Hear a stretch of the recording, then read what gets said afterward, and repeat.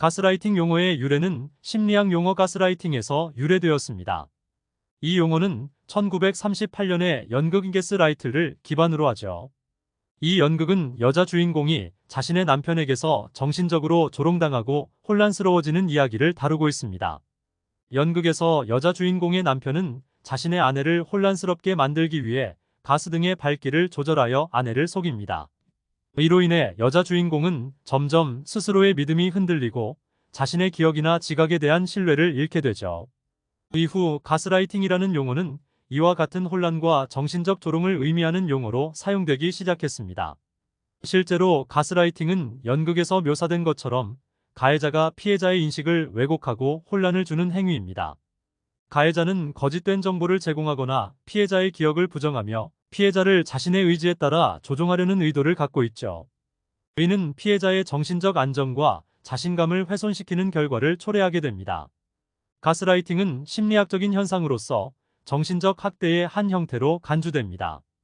이 용어는 현대에는 정신건강, 대인관계, 정치, 사회 등 다양한 맥락에서 사용되고 있죠. 오늘은 가스라이팅에 당하기 쉬운 유형에 대해 자세히 설명드리겠습니다. 그럼 시작합니다. 우선 자기 자신에 대한 믿음이 낮은 사람이 위험합니다. 이 유형은 자기 자신에 대한 확신이 없거나 자신감이 부족하죠. 다른 사람의 의견이나 평가에 지나치게 의존하며 자신의 생각이나 감정을 무시하거나 감추는 경향이 있는 사람입니다. 또한 과도한 연민을 가진 사람도 위험군입니다. 이런 유형은 다른 사람에게 지나치게 의존하거나 그들의 사랑과 승인을 필요로 합니다. 자신의 경계를 설정하거나 자신의 가치를 존중하는 것이 어려울 수 있고 그로 인해 가스라이팅을 당할 가능성이 높습니다. 그리고 강한 조화를 추구하는 사람도 위험합니다. 이런 경우 대립이나 갈등을 피하고 모두가 조화롭게 지내길 원하죠. 이로 인해 가해자의 가스라이팅 행위를 인지하지 못하거나 무시하고 지나치려는 경향이 있습니다. 또 자기 어필에 민감한 사람도 당하기 쉽습니다. 이런 사람은 자신의 외모, 지위, 성공 등에 대해 과도한 관심을 가지고 있죠.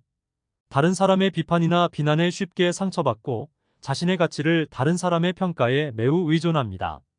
과거 상처를 가진 사람도 안전하지 않습니다.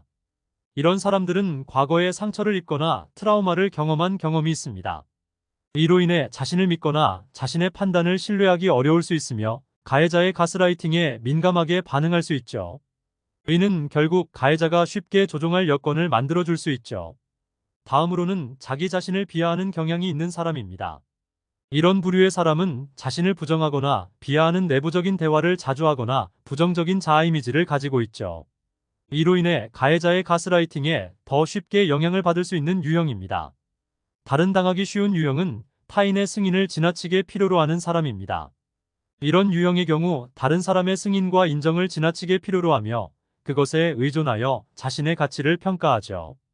그로 인해 가해자가 승인을 조작하거나 제어할 수 있는 여지가 생깁니다. 즉 가해자가 주도권을 주며 가스라이팅할 가능성을 높여주게 됩니다. 또한 갈등을 피하려는 경향이 강한 사람들도 걸려들기 쉽습니다. 이 같은 유형은 갈등을 회피하고 모든 것이 원활하게 흘러가길 원하는 극단적 평화주의자죠. 그로 인해 가해자의 가스라이팅 행위를 무시하거나 심지어 가해자를 정당화하는 상황까지 가게 되는 유형입니다. 비판에 쉽게 상처받는 사람도 자유로울 수 없습니다. 이런 유형은 다른 사람의 비판이나 비난에 쉽게 상처받는데요. 가해자가 비난이나 비판을 가스라이팅 도구로 사용할 수 있습니다. 그렇게 가해자에 의해 쉽게 조종당할 수 있죠. 자신의 의견이나 감정을 표현하는 것을 꺼리는 사람도 안전하지 않습니다. 이 부류는 자신의 의견이나 감정을 표현하는 것을 극도로 꺼리거나 두려워하는 유형입니다. 이로 인해 가해자의 의도적인 조작과 제어에 무방비로 노출될 위험이 있습니다. 끝으로 무엇보다 가스라이팅을 당하는 것은 정상적이지 않은 상황이며 피해자는 그 피해를 입지 않을 권리가 있습니다. 피해당할 확률이 높은 유형을 소개하였지만 사실 누구나 부분은 내재되어 있는 보편적인 한 모습이라고 할 수도 있다는 점에서 나는 가스라이팅에 완전히 안전하다고 방심할 수 있는 사람은 이 세상에 없다고 말씀드리고 싶습니다. 그러므로 평소 자기를 보호하고 이러한 가스라이팅에 대처하기 위해 자신의 자존감을 향상시키기 위한 꾸준한 노력, 건강한 관계와 소통 패턴을 유지하려는 노력을 동반하며 연습하려는 의지가 중요합니다. 자신을 진정으로 건강하게 사랑할 때 가스라이팅에서 벗어날 수 있다고 말씀드리며 좋은 하루 되시고 구독 부탁드립니다.